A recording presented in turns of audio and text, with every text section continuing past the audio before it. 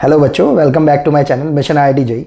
आज हम सर्कल का एडवांस लेवल का एक और नया क्वेश्चन देखने वाले हैं। वो है जेईई एडवांस 2011 का, जिसमें क्या बोल रखा है, the circle passing through the point -1,0 and touching the y axis at 0,2 also passes through the point. अभी हमें 4-5 इन्होंने ऑप्शन दे रखे हैं, जिसके अंदर से हमें करेक्ट ऑप्शन को चूज करना है। क्वेश्चन अगर देखा जाए तो लगभग ये बोर्ड लेवल का ही है, इसके अंदर उससे ज़्यादा और कोई कॉन्सेप्ट हमें नहीं लगाना है। बस इसमें ध्यान इतनी बात का रखना है हमें कि जो हम रफ इमेजिनेशन वाली जो फिगर बनाते हैं उसके अंदर हम पॉइंट्स को थोड़ा ठीक से अगर ड्रॉ कर लेंगे तो हमारे लिए क्वेश्चन थोड़ा सा सिंप्लीफाइड फॉर्म में आ जाएगा। तो हम क्या करते हैं, सबसे पहले एक्स वाई एक्सिस को ड्रॉ कर लेते हैं और वहां पर जो हमें बोल रखा है circle passes through the point -1,0, तो लेट से -1,0 को अभी के लिए हमने यहां कहीं पर एज्यूम कर लिया। और क्या बोल रखा है, and touching the y axis at 0,2, तो 0,2 को अभी के लिए हमने यहां कहीं पर एज्यूम कर लिया है। तो ये क्या बोलना चाह रहे हैं कि जो सर्कल है वो कुछ इस टाइप से है कि y एक्सिस को तो देखो टच कर रहा है इस पॉइंट पर, तो वो इस तरीके से टच कर सकता है। करने के लिए वो ऐसे भी टच कर सकता था, लेकिन क्योंकि इन्होंने बोल रखा है कि जो सर्कल है वो पास कर रहा है इस पर्टिकुलर पॉइंट से, तो ऑब्वियसली जो सर्कल होगा वो कुछ इस टाइप का सा बन रहा होगा। अगर हम एक रफ इमेजिनेटिव फिगर के अकॉर्डिंगली ऐसी एक रफ फिगर को अगर इमेजिन करते हैं तो इसके अकॉर्डिंगली हम देख पाएंगे जो इसके जो सेंटर पॉइंट होंगे, अगर उनको अगर हमने h, k ले लिया है, वो लगभग इसी की ही सीध में आएंगे। आप देखेंगे इस पॉइंट को हमने यहां पर ले लिया क्योंकि वो जो पॉइंट होगा हमारे पास वो इस तरीके से ही आएगा जो यहां से परपेंडिकुलर को ड्रॉप करता हुआ हमें दिखाई देगा। तो इस पॉइंट को हमने थोड़ा और ढंग से बना लिया क्योंकि रफ फिगर है तो इसके अंदर ऊपर नीचे फिगर हमारी हो सकती है, इसके चांसेस रहते हैं। तो जब हमने इस h, k को इस सर्कल का सेंटर पॉइंट कंसीडर किया तो हमें देखेंगे कि यहां पर ये जो k हाइट है हमारे पास वो इस पॉइंट के y कोऑर्डिनेट के इक्विवेलेंट ही आएगी। जैसे ही हमें ये बात समझ में आती है तो हमने इस पॉइंट को ले लिया 2। अब इसके अंदर एक और बात समझने वाली है कि हम जब इसका सेंटर कोऑर्डिनेट h, k ले रहे थे, जो कि अब h, 2 हो गया है, उसके अकॉर्डिंगली अगर हम इस पॉइंट को, इस सेंटर पॉइंट को इस टचिंग पॉइंट पर जब टच करा रहे हैं तो ये हॉरिजॉन्टल जो लेंथ है हमारे पास वो कितनी आ रही है, h आ रही है। तो यहां से हमें एक पॉइंट ये भी समझ में आता है कि ये जो हमारे पास सेंटर पॉइंट से जो टचिंग पॉइंट है यहां तक की डिस्टेंस तो हमारी रेडियस कहलाती है। बस इसी बेसिक चीज को अगर आप अपने माइंड में रखेंगे तो आपका क्वेश्चन बहुत ही इजीली हो जाएगा। तो हमारे पास जो रेडियस भी आ रही है वो किस लेंथ की आ रही है, h लेंथ की। तो अगर हम क्वेश्चन को करना स्टार्ट करते हैं तो क्वेश्चन के अंदर हमारे पास जो सर्कल की इक्वेशन बन के आ जाएगी स्टैंडर्ड फॉर्म से, वो क्या होती है, x - h का whole square plus y - k का whole square equals to r square. बस इसके अंदर हमने रिलेवेंट जो हमें यहाँ पर पॉइंट्स दिखाई दे रहे हैं, कोऑर्डिनेट्स दिखाई दे रहे हैं, उनको रखना स्टार्ट कर दिया। तो जब हमने इसको रखा तो ये हमारे पास कितना हो जाएगा, x - h whole square plus y - k की जगह हमारे पास कितनी वैल्यू आ रही है अभी के लिए, 2 का स्क्वायर इक्वल्स टू r, क्योंकि हमारे पास कितना हो रहा है, ये रेडियस जो है हमारे पास h की इक्वली आ रही है तो ये h स्क्वायर हो जाएगा। अब हम देखते हैं यहां पर बनने वाली जो इक्वेशन है थोड़ी अगर हम मैनिपुलेट कर देते हैं तो क्या बनेगा हमारे पास, x square plus h square minus times of 2 × x × h प्लस y स्क्वायर प्लस 2 का स्क्वायर मतलब 4 minus 4y equals to h square. अब इतना तो हमें समझ में आ ही रहा है कि y स्क्वायर से h स्क्वायर से ये जो h स्क्वायर है ये हमारा कैंसिल आउट हो रहा है और जो बच रही है इक्वेशन उसको हमने लिख लिया x square plus y square minus twice time of x × h minus 4y plus 4 equals to 0। Let's say this is the equation number 1। अब यहां पर हमें h की वैल्यू नहीं पता है, इसको निकालने के लिए भी क्वेश्चन में ऑलरेडी इन्होंने एक बात क्या बोल रखी है कि ये जो सर्कल था टच तो कर रहा था 0,2 पर, लेकिन उसके अलावा इन्होंने क्या बोला है कि ये जो सर्कल था पास हो रहा है किसी एक पॉइंट -1,0 से। तो इसका मीनिंग है कि अगर हम इस पॉइंट को इस सर्कल में सेटिस्फाई करा देंगे तो वैल्यू हमारे पास इक्वेशन की 0 आनी चाहिए। तो हमने क्या करा, इस पॉइंट -1, 0 को इस इक्वेशन के अंदर सेटिस्फाई करा दिया। तो सेटिस्फाई करा देते हैं तो हमारे पास वैल्यू आ रही है 1 का स्क्वायर प्लस 0, मतलब -1 का स्क्वायर, वो भी वो 1 का स्क्वायर ही बैठेगा, मतलब 1 ही आएगा हमारे पास, तो हमने 1 लिख दिया, प्लस 0 एंड प्लस, क्योंकि -1 रखेंगे तो ये प्लस हो जाएगा 2h माइनस 0, क्योंकि ये 0 है हमारे पास कोऑर्डिनेट, प्लस 4 इक्वल्स टू 0। तो हम देखेंगे कि यहाँ पर वैल्यू आ रही है हमारे पास 2h इक्वल्स टू -5, और यहाँ से h की वैल्यू आ रही है -5/2। तो हम देख रहे हैं कि हमारे पास जो सेंटर कोऑर्डिनेट आ रहा है वो एक्चुअल में कितना हो रहा है, -5/2 एंड 2। अब इस सेंटर कोऑर्डिनेट का ध्यान में रखते हुए और इस h लेंथ का, ये जो हमारे पास रेडियस भी आ रही है कितने के इक्वल, 5/2 के इक्वल, अब हम इन सारे के सारे जो चारों पॉइंट्स हैं इनको कैलकुलेट करके देखेंगे कि कौन कौन सा पॉइंट हमारे इस सर्कल के ऊपर अवेलेबल है, जो कि हमसे क्वेश्चन में पूछ रखा है। जैसे ही हम इन सारे के सारे ऑप्शंस में देखते हैं कि एक ऑप्शन दे रखा है -5/2 एंड 2, जो कि हमारे पास कैलकुलेट करके क्या आ रहा था, सेंटर कोऑर्डिनेट, तो हमें समझ में आता है कि यार ये ऑप्शन तो ऑब्वियसली हमारा नहीं हो सकता, क्योंकि ये तो सेंटर कोऑर्डिनेट है, और सेंटर कोऑर्डिनेट तो हमेशा सर्कल के अंदर होता है, कभी भी उसके सरकमफेरेंस पर तो अवेलेबल हो ही नहीं सकता है। तो ये पॉइंट हमारा इनवैलिड हो गया। अब अगर हम ये वाला जो ऑप्शन ए है इसको अगर कैलकुलेट करके देखते हैं तो हमारे पास ये कितना आ रहा है, -3/2, 0। तो हमें पता है position of a point with respect to circle. अगर हम उस कॉन्सेप्ट को अपने माइंड में रखते हैं तो हम जान पाएंगे कि अगर सर्कल की इक्वेशन के अंदर अगर हम किसी पॉइंट को सेटिस्फाई करा रहे हैं और हमारे पास उस कर्व सर्कल की इक्वेशन में वो पॉइंट सेटिस्फाई कराने पर वैल्यू <0 आ रही है, तो मीनिंग होता है कि जो पॉइंट हम सेटिस्फाई करा रहे थे वो सर्कल के अंदर है। अगर हमारे पास पॉइंट को सेटिस्फाई कराने पर सर्कल की जो इक्वेशन थी उसकी वैल्यू <0 आ रही है, तब हमारे पास ये कॉन्क्लूजन निकलता है कि जो पॉइंट था वो सर्कल के बाहर था। केवल एक ही कंडीशन में हम पॉइंट को सर्कल के ऊपर मान सकते हैं, मतलब उसकी सरकमफेरेंस पर मान सकते हैं, जब हमारे पास उस पॉइंट को सर्कल की इक्वेशन में सेटिस्फाई कराने पर वैल्यू आ जाए 0। तो हमने सबसे पहले अपने ऑप्शन ए को चेक किया यहाँ पर।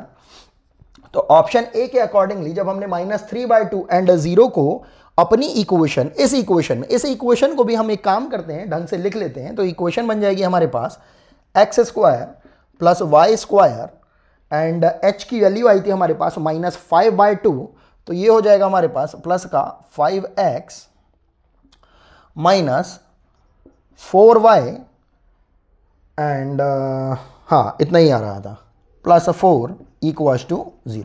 तो हमारे पास ये सर्कल की एग्जैक्ट इक्वेशन बन के आ रही थी, जिसको कि हमने यहाँ पर लिख लिया है। अब इसके अंदर जब हमने अपना पहला ये जो ऑप्शन था -3/2, 0 इसको सेटिस्फाई कराया, तो हम देख रहे हैं कि हमारे पास वैल्यू कितनी आ रही होगी, 9/4 प्लस 0 एंड -15/2 माइनस 0 प्लस 4। तो इसकी वैल्यू अगर हम कैलकुलेट करते हैं इंटू 2 करके, तो 30 माइनस का 30 और ये माइनस का 21 अपॉन का 4। तो मतलब ये हमारे पास इक्वल्स टू 0 नहीं आ रही है, मतलब ये पॉइंट हमारे पास सर्कल पर अवेलेबल नहीं होगा। अब हम ऐसा बोल सकते हैं कि it is not coming equals to 0, तो इस वजह से हम इस ऑप्शन को नहीं ले सकते हैं। अब जो बी ऑप्शन था वो तो हम देख ही पा रहे थे कि ये किसको रिप्रेजेंट कर रहा था, सेंटर कोऑर्डिनेट को, तो ऑब्वियसली हम इसको भी नहीं ले पाएंगे। तो ये तो बेचारा वैसे ही हमारे लिस्ट से बाहर हो गया है। अब हम बात करते हैं सी ऑप्शन की, -3/2 एंड 5/2। तो -3/2 एंड 5/2 इसको जब हमने पुट किया तो हम देख रहे हैं कितना आ रहा है, 9/4 प्लस 25/4 माइनस 15/2 एंड माइनस कितना हो जाएगा हमारे पास 20/2 प्लस 4। थोड़ा सिंप्लीफाई कर लेते हैं। ये कितना हो रहा है हमारे पास, माइनस का 35/2 और ये कितना हो जाएगा हमारे पास 34/4 और इसको अगर हमने 2 से मल्टीप्लाई कर दिया इंटू 2 हो गया तो 70/4 हो जाएगा। और 70 में से 34 अगर हमारे पास चला जाएगा तो कितना हो जाएगा ये हमारे पास 36/4, वो भी कैसा, माइनस टाइम्स 4 से 9 टाइम्स हो जाएगा और प्लस का 4 आ रहा है, तो ये भी वैल्यू हमारे पास नॉट इक्वल टू 0 आ रही है। इसका मतलब है कि ये पॉइंट भी हमारे पास सर्कल के ऊपर तो कम से कम अवेलेबल नहीं है, मतलब सर्कल जो है इस पॉइंट से भी पास नहीं हो रहा है, तो ये भी हमारे लिए इनवैलिड हो गया है। अब बात करते हैं हम इस फोर्थ ऑप्शन की, डी ऑप्शन की, जिसके अंदर हमसे कौन सा पॉइंट बोल रखा है, -4,0। हमने इस -4,0 को जब इसमें सेटिस्फाई कराया इस पॉइंट को एक काम करते हैं, यहीं पर ही सेटिस्फाई करा लेते हैं। कितना हो जाएगा 16 + 0 -20 -0 + 4। थोड़ा सिंप्लीफाई करेंगे तो देख रहे हैं 16 + 4 20 और माइनस का 20, इसकी वैल्यू कितनी आ गई, 0 आ गई है, मतलब यही पॉइंट हमारा वैलिड कहलाएगा। अब हम इस क्वेश्चन के अंदर एक और बारीकी को देखना चाहेंगे। इसमें एक ऑप्शन दे रखा है हमें नन ऑफ दीज। हमें एडवांस लेवल के या मेंस लेवल के या किसी भी लेवल के क्वेश्चन को करने के टाइम पर अगर इस टाइप का कोई ऑप्शन दिखाई देता है नन ऑफ दीज, तो याद रखना है सारे ही ऑप्शंस में जितने भी क्वेश्चंस हम देखने वाले हैं, करने वाले हैं, उनमें जो सबसे ज़्यादा डेंजरस ऑप्शन होता है वो होता है ये नन ऑफ दीज। इसके अकॉर्डिंगली हमें सारे के सारे ऑप्शंस को पहले एक बार क्रॉस वेरीफाई करना पड़ता है और उसके बाद ही अगर हमारा कोई भी ऑप्शन करेक्ट नहीं आ पा रहा होता है तब हमको इसको करेक्ट करना पड़ता है, नन ऑफ दीज को मतलब चुनना पड़ता है।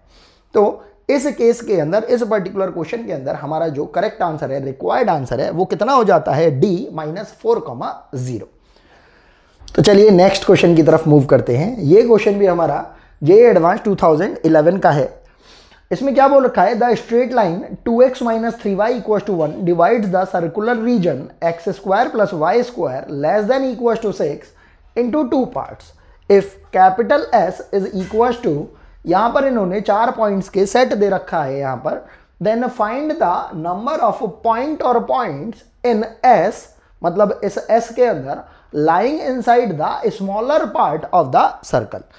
जैसा कि मैं जनरली आपसे कहता हूं कि हम एक रफ फिगर सबसे पहले ड्रॉ करेंगे किसी भी कोऑर्डिनेट ज्योमेट्री के क्वेश्चन के लिए, वो बात मैं यहां पर भी बोल रहा हूं आपसे कि सबसे पहले हम ड्रॉ करेंगे इसकी रफ इमेजिनेटिव फिगर, लेकिन वो हम कुछ इस तरीके से ड्रॉ करेंगे कि हम लाइन को थोड़ा सा टू द पॉइंट बनाने की कोशिश करेंगे, जिससे कि हम थोड़ा एक आइडिया ले पाएं कि जो सर्कुलर रीजन जो हमारा बन रहा होगा वो किस टाइप से बन रहा होगा और जो लाइन है वो सर्कल को किस तरीके से कट कर रही होगी। तो बनाना स्टार्ट करते हैं हम।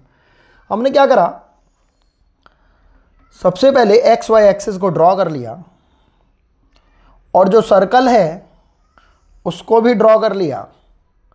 यहां पर हम देख पा रहे हैं कि जो बाउंड्री पॉइंट्स हैं हमारे पास यहां X एक्सिस पर, वो कितने हो जाएंगे, -√6 and 0 and √6 and 0, और ये पॉइंट्स भी आप बता सकते हो, ये कितना हो जाएगा हमारे पास 0 and √6, और ये पॉइंट्स भी आप बता सकते हो 0 and -√6। अब बात आती है इस लाइन की, कहाँ गया ये रही ये लाइन जो है, इसको हमने अभी के लिए यहाँ पर लिख लिया 2x - 3y = 1।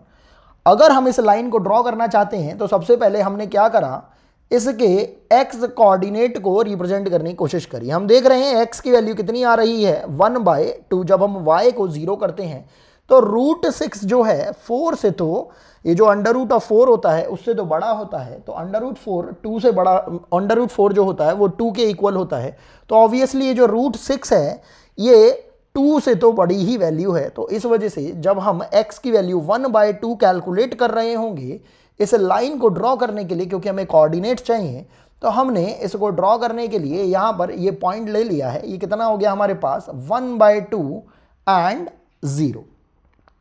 उसके अलावा जब हम y कोऑर्डिनेट को निकालने के लिए x कोऑर्डिनेट को जब 0 करते हैं तो यहाँ से y की वैल्यू आ रही है -1/3।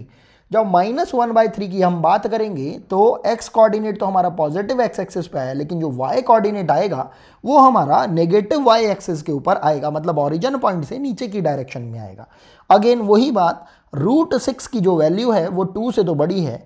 अब जब 1/3 की बात करेंगे तो ये तो 1/2 से भी छोटी वैल्यू हो जाएगी। तो लेट से इस पॉइंट को हमने यहाँ कहीं पर एज्यूम कर लिया और ये हमारे पास कोऑर्डिनेट कितना आ गया 0, -1/3।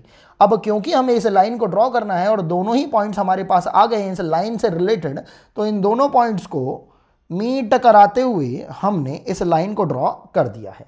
ये लाइन की इक्वेशन अब हमने क्या करा, इसके ऊपर लिख दी 2x - 3y = 1। जैसे ही आपने ये रफ इमेजिनेटिव फिगर को थोड़ा सा टू द पॉइंट सोचते हुए बनाया, ये अभी भी हमारे लिए रफ ही फिगर है क्योंकि हमने यहाँ पर स्केल का यूज़ नहीं किया, लेकिन थोड़ा सा इमेजिनेशन को अच्छे से एक्सप्लोर करके यहाँ पर इसको दर्शाया है।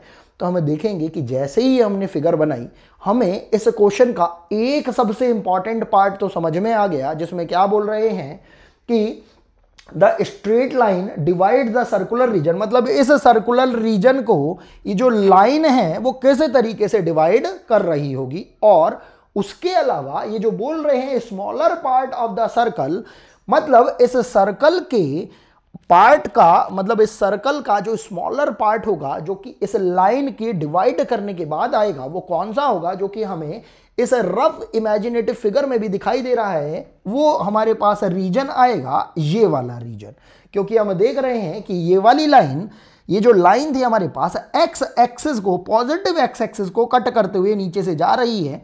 तो इतना जो पोर्शन है यहाँ पर एडिशनली ये इस छोटे वाले पोर्शन के अंदर से कम करके दे रही है।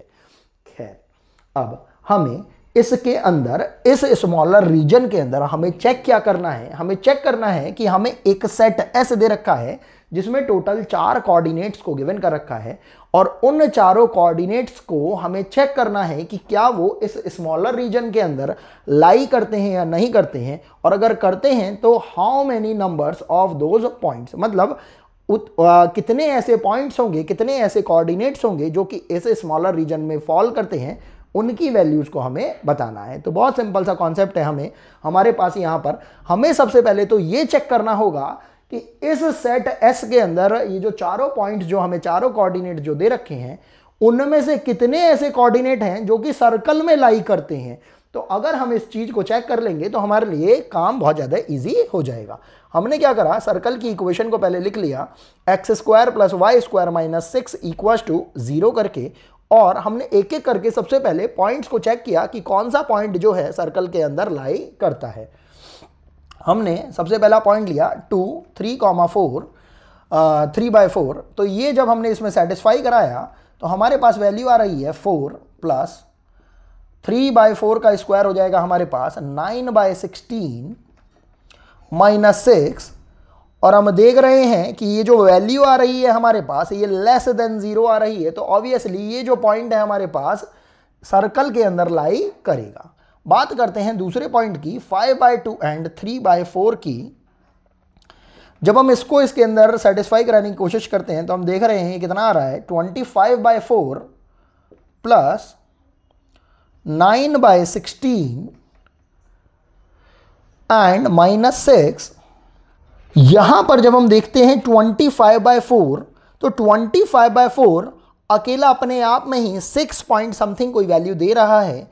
तो ये वैल्यू इस वैल्यू को क्वैश करके हमें कोई पॉजिटिव क्वांटिटी दे देगी। जब ये दोनों क्वांटिटी को ही जब हम सॉल्व कर रहे होंगे तो इसकी वैल्यू आ जाएगी >0। तो >0 का मतलब हो गया कि ये पॉइंट हमारे पास सर्कल के अंदर लाई नहीं करने वाला है। तो ये जो पॉइंट हो गया सर्कल के जब बाहर लाई करेगा, और हम बात कर रहे हैं सर्कल के अंदर लाई करने वाले पॉइंट्स की, तो ये पॉइंट तो पहले ही हमारी लिस्ट से बाहर हो गया। अब बात करते हैं नेक्स्ट पॉइंट की। ये हो गया हमारे पास 1/4 एंड -1/4।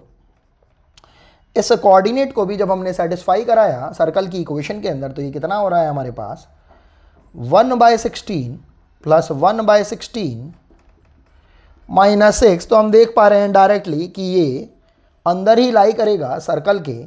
और इसी तरीके से जब हमने लास्ट पॉइंट को सेटिस्फाई करा के देखा तो ये कितना हो रहा है 1/8 एंड 1/4। इसको भी हमने सर्कल में सेटिस्फाई करा के देखा तो ये हो रहा है 1/64 प्लस 1/16 -6। ये भी लेस देन 0 रिजल्ट देगा और इसकी वजह से ये पॉइंट भी हमारा सर्कल के अंदर लाई करेगा।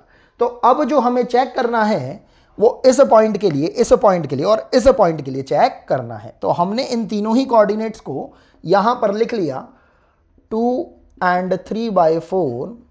दूसरा पॉइंट है हमारे पास 1/4 एंड -1/4। और इसके अलावा एक और हमारे पास कोऑर्डिनेट गिवन है 1/8 एंड 1/4। अब ये क्या पूछना चाहते हैं, ये हमसे पूछना चाहते हैं कि इन तीनों पॉइंट्स में से कौन कौन से पॉइंट्स इस स्मॉलर रीजन के अंदर फॉल करेंगे। बहुत ही सिंपल सा कॉन्सेप्ट है। इन्होंने दो कॉन्सेप्ट्स को एक साथ मर्ज करके इस क्वेश्चन में डाला है। पहला तो ये कि हमें ये चेक करना है कि कौन सा पॉइंट सर्कल में लाई करेगा। उसके अलावा इन्होंने हमसे location of a point with respect to a line भी चेक करने के लिए बोला है। वो कैसे, ये जो लाइन है इसके रेस्पेक्टिवली जो स्मॉलर रीजन आ रहा है वो नीचे वाला रीजन आ रहा है। और अगर हमें किसी एक पॉइंट को चेक करना होता है किसी लाइन के रिस्पेक्ट में, तो हम जानते हैं, हमने पढ़ा है पहले टाइम पर कि वो हम ओरिजिन पॉइंट के रेस्पेक्ट में निकालने की कोशिश करते हैं अगर हमें कोई रेस्पेक्टिव पॉइंट नहीं दे रखा है। हम देख रहे हैं यहाँ पर इन तीनों पॉइंट्स के लिए कोई रेस्पेक्टिव पॉइंट हमें दे ही नहीं रखा है जिसके रिलेटिवली हम ये चेक कर पाएँ कि ये जो पॉइंट्स हैं ये ऊपर लाई करेंगे या नीचे लाई करेंगे। तो हम अभी के लिए मान के चल रहे हैं कि अगर ओरिजिन पॉइंट हमारे लिए रिलेटिव पॉइंट है, रेस्पेक्टिव पॉइंट है, तो अगर हमारे पास इस 0 0 पॉइंट को सर्कल में पुट कराने पर जो वैल्यू आ रही है पॉजिटिव या नेगेटिव, उसी के अकॉर्डिंगली पॉजिटिव या नेगेटिव रेस्पेक्टिवली अगर वैल्यू आ रही है तो जो पॉइंट्स होंगे वो या तो 0 0 के साइड में होंगे, मतलब इस लाइन के ऊपर की साइड में होंगे, या 0 0 की साइड में होंगे। अदरवाइज अगर ऑपोजिट साइन आता है तो हमारे पास वो पॉइंट ऑपोजिट साइड में माने जाएंगे। तो देखते हैं इसको। हमने सबसे पहले लाइन की इक्वेशन को लिख लिया 2x - 3y = 1। और यहाँ पर सबसे पहले हमने इस लाइन को थोड़ा सा ढंग से लिख लिया तो ये हमारे पास लाइन की इक्वेशन हो गई। इसको हमने इस तरीके से लिख दिया L = 2x - 3y - 1 = 0 वाली लाइन को अभी के लिए =0 भी हटा दिया, क्योंकि हम लाइन की इक्वेशन को पॉइंट्स रख के चेक कर रहे हैं कि इसकी जो वैल्यू आ रही है लेस देन 0 आ रही है या ग्रेटर देन 0 आ रही है। हमने सबसे पहले अपने रिलेटिव पॉइंट जिसके अकॉर्डिंगली हम इन तीनों के तीनों पॉइंट्स को चेक करेंगे उसको सेटिस्फाई करा के देखा तो हमारे पास इसकी वैल्यू आ रही है 0 0 पर, ये हो जाएगा 0 -0 -1। तो ये हमारे पास लेस देन 0 वैल्यू आ रही है। अब इसका मतलब ये है कि इस लाइन के रिलेटिवली 0 0 को पुट करने पर हमारे पास अगर नेगेटिव वैल्यू आ रही है तो इन तीनों पॉइंट्स को इस स्मॉलर रीजन में, मतलब ऑपोजिट साइड ऑफ दिस 0 0 होने के लिए ये जरूरी है कि ये जो पॉइंट्स हैं जब हम इस लाइन में सेटिस्फाई कराएं तो हमें कैसी वैल्यू दें, लेस देन 0 नहीं, ग्रेटर देन 0 वैल्यू दें। तभी तो हम इसको बोल पाएंगे कि ऑपोजिटली ये हमारे प्लेस्ड होंगे। तो हमने स्टार्ट किया अपने इस 2,3/4 वाले पॉइंट को चेक करने के लिए। लाइन में इसको हमने सेटिस्फाई कराया तो ये हो जाएगा 2 × x की जगह आ जाएगा 2 -3 × 3/4 -1। थोड़ा इसे सिंप्लीफाई कर लिया, ये हो जाएगा 4 और -9/4 -1। ये कितना हो रहा है हमारे पास 3 - 9/4 और हम देख रहे हैं ये हो जाएगा 3/4, क्योंकि ये 12 हो जाएगा -9 3/4 हो जाएगा। तो हम देख रहे हैं ये क्या आ रही है, ग्रेटर देन 0 वैल्यू आ रही है। तो हम समझ पा रहे हैं हमारे पास ये पॉइंट तो इस पॉइंट 0 0 के रिलेटिवली इस लाइन के अगेंस्ट यहां इस स्मॉलर रीजन के अंदर लाई कर रहा होगा, क्योंकि वैल्यू हमारे पास कैसी आ रही है, ग्रेटर देन 0। तो एक पॉइंट तो हमारे पास स्मॉलर रीजन के अंदर आ गया है। अब बात करते हैं हम सेकंड पॉइंट की, 1/4 एंड -1/4 की। हमने इसको भी लाइन के अंदर सेटिस्फाई कराया 1/4 एंड -1/4। तो ध्यान से देखेंगे हमारे पास इक्वेशन के अंदर वैल्यू पुट कराने पर हो रहा है 2 × 1/4 -3 × -1/4 और कितना दे रखा है -1। इसको थोड़ा सिंप्लीफाई कर देंगे, ये कितना हो जाएगा 1/2 + 3/4 माइनस का 1। इसको अगर हम और थोड़ा सॉल्व कर देते हैं, ये इंटू 2 कर दो, इंटू 2 कर दो, ये 5/4 -1 हो रहा है। तो हम देख रहे हैं ये भी ग्रेटर देन 0 आ रहा है। ग्रेटर देन 0 का मतलब हो गया कि ये पॉइंट 0 0 के रिलेटिवली इस लाइन के अगेंस्ट कहाँ आ रहा होगा, स्मॉलर रीजन के अंदर। तो ये पॉइंट भी हमारा सेटिस्फाई कर रहा है इस स्मॉलर रीजन में एग्जिस्ट करने के लिए। अब बात करते हैं हम अपने इस थर्ड पॉइंट के लिए 1/8 एंड 1/4। इस पॉइंट को भी भाई हमने ले लिया 1/8 एंड 1/4। तो इसको भी जब हमने सेटिस्फाई कराया तो ये कितना हो रहा है हमारे पास लाइन के अंदर 2 × 1/8 माइनस थ्राइस टाइम ऑफ 1/4 -1। थोड़ा और सिंप्लीफाई करते हैं, ये हो जाएगा 1/4 -3/4 -1। ये हो जाएगा हमारे पास -1/2 -1। और ये हम देख पा रहे हैं ये -3/2 जो है ये लेस देन 0 आ रही है क्वांटिटी। जब लेस देन 0 आ रही है क्वांटिटी तो इसका मतलब हो गया कि इस लाइन के रिलेटिवली ये जो पॉइंट होगा हमारा 1/8 एंड 1/4 ये किसके पास वाले रीजन में होगा, ये 0 0 वाले रीजन के अंदर होगा जहां पर 0 0 पॉइंट लाई करता है। तो ये पॉइंट को हम नहीं ले पाएंगे। तो अकॉर्डिंग टू द क्वेश्चन जब हमसे पूछा गया find the number of points in S lying inside the smaller part, तो हमने देखा कि स्मॉलर पार्ट में लाई करने के लिए इस एस रीजन में से हमारे पास इन चारों पॉइंट्स में से केवल कितने ही पॉइंट्स वैलिडली आ रहे हैं, वो पॉइंट हुए केवल और केवल 2। तो हमारा रिक्वायर्ड आंसर कितना हो जाएगा, ओनली 2।